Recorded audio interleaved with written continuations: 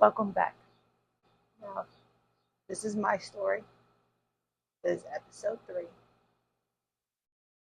And like I said in the other videos, I'm not a therapist. I'm just someone that's sharing her story because I believe that on these platforms, our story isn't really being shared. Probably because of more of shame than anything. My intent on this is to give you the tools that I had to learn, or tools that we actually already have, but show you how to recalibrate them so that you can heal from a narcissistic relationship, a toxic relationship, or just a broken relationship, right? It's all about healing self. Because most of us, when it comes to healing, we don't know where. And my plan is to show you how, where, and why healing is so important. But with all that out of the way, let's go into episode 3. Episode 2, I stopped with me calling 911.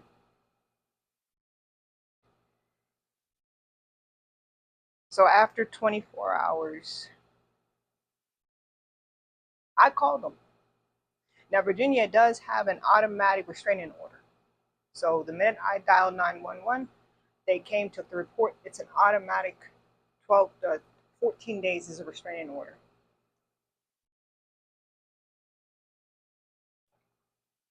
He turned himself in. And like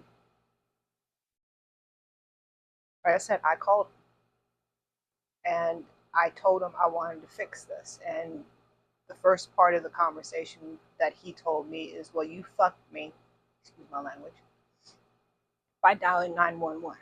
And I was like, well, you shouldn't have put your hands on me. Well, you're still screwing me right now.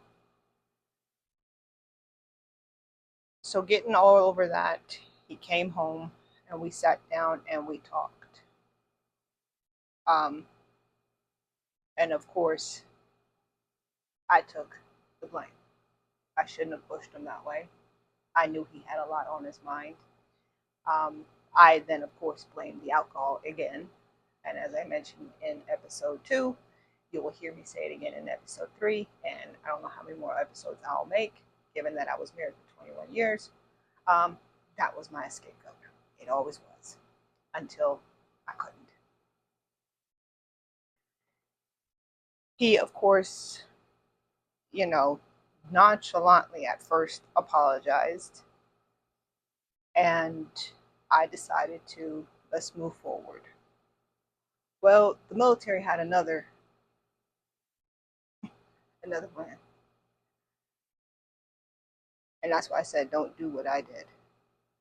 I had to not falsify 1, but 2 affidavits to save his career. Now, I did that willingly. I'm trying to save the marriage.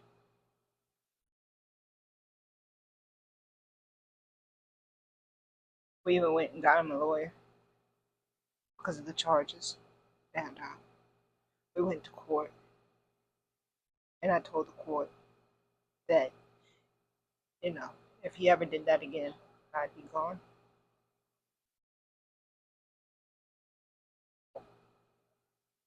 I don't want to say I necessarily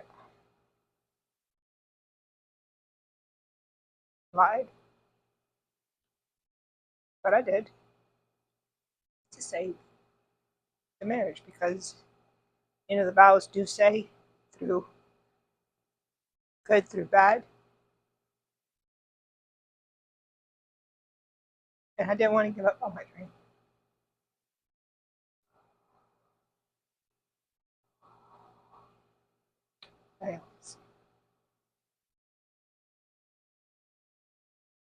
Moving forward.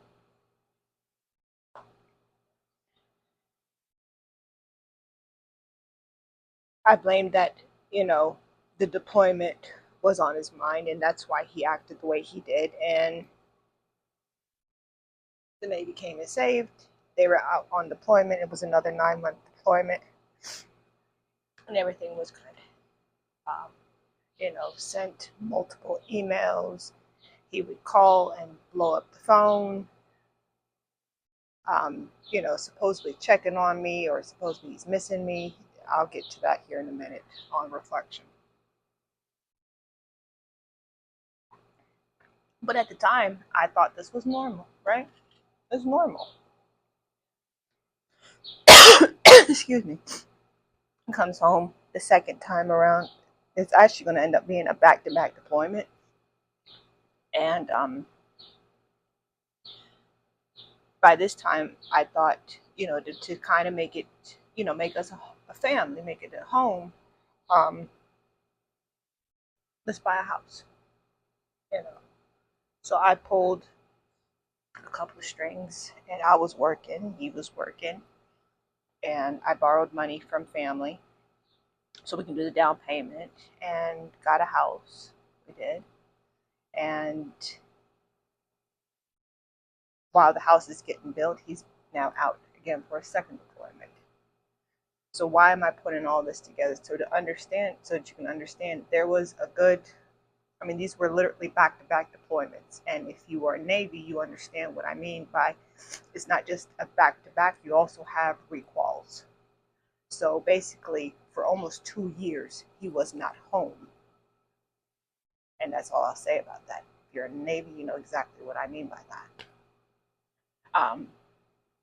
So for 2 years, it was quiet. It was just me raising our daughter and, working, dropping her off at daycare, because by this time I had to put her into daycare to get her used to socializing, and everything was fine. Everything was fine. I guess I just kept on feeding into a delusion, that everything was fine.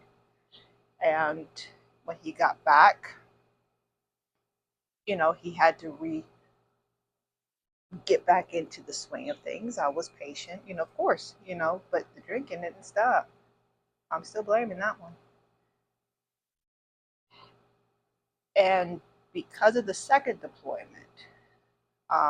and him racking up the phone bills and him wanting, you know, spending money, and I'm sitting here trying to pay the mortgage. Well, I'm not buying anything except sending him the money.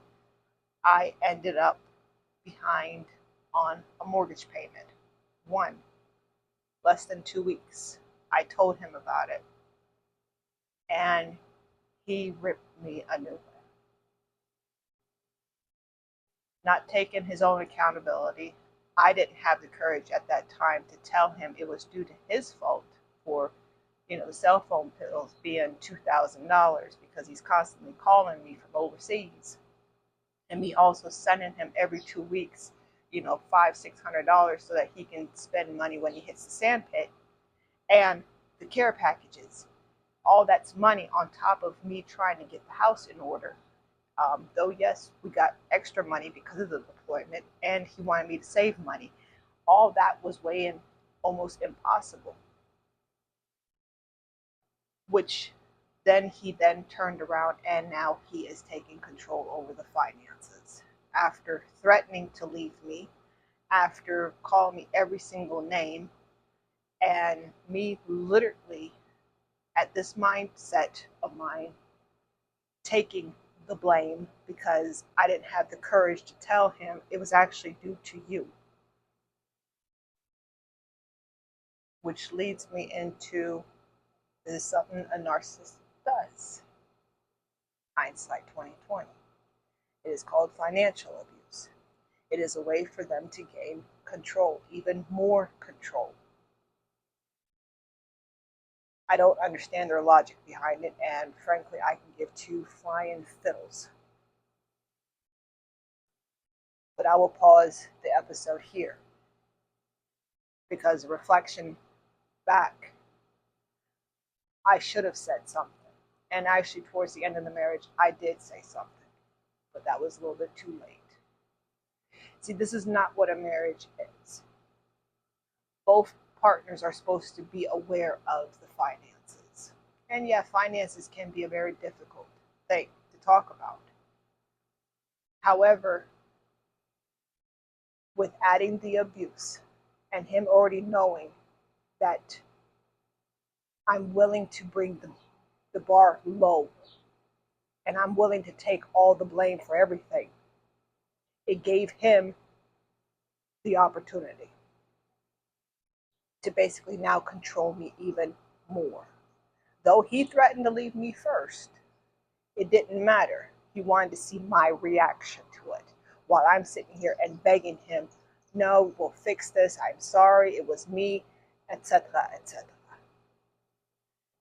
That, from the abuse, the physical abuse, to now the financial abuse. These are slow, settle. Well, how can I?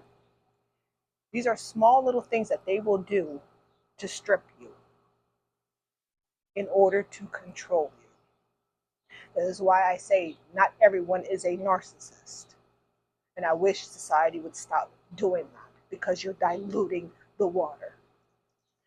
From my experience and from those that I've spoken to, every narcissistic relationship, every survivor I've spoken to has at least 5 of the 7 abuses within that relationship. So if there's any indication, those are. That this is not a club you want to be part of. Because the healing, alone from all that, it's a hard journey. Because you're going to have to face truth. One truth I had to face from this episode was to speak the hell up. Stop taking blame for something that wasn't my blame. Stop, if you want to call it people pleasing. Though it wasn't people pleasing, again, it's me trying to save the marriage. It's again me putting in the effort into the marriage while he is just sitting there and not taking any type of accountability. This wasn't the last threat. Well, I'll get into that in episode 4. Like I said, I don't know how many episodes I'll make, but if you found this content valuable, please leave me a comment, especially if you're a survivor yourself. And hopefully I'll see you in episode 4. There's still a few more things to talk about before I can actually start teaching you how to heal. Have a good night.